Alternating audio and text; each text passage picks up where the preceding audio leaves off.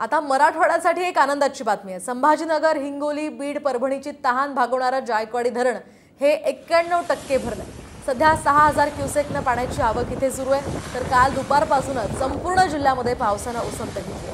शिवाय नाशिक जिल्ह्यामध्ये पाऊस असल्यामुळे गोदावरी नदीतून येणारी आवक आता कमी झालेली आहे। त्यामुळे सध्या जायकवाडी धरणातील पाणीसाठा हळूहळू वाढू लागलाय। तर धरण हे जवळपास 95%च्या वर गेल्यानंतर पाणी सोडणं त्याबाबतचा निर्णय घेणं या संदर्भातले निर्णय घेतले जाणार आहेत। त्यामुळे प्रशासनाकडून आता नदीकाठच्या गावांना सतर्कतेचा इशाराही देण्यात आला।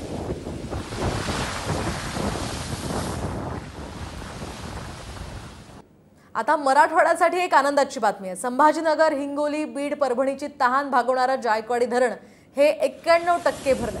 सध्या 6000 क्युसेकने पाण्याची आवक इथे सुरू आहे। तर काल दुपारपासूनच संपूर्ण जिल्ह्यामध्ये पावसाने उसंत घेतली।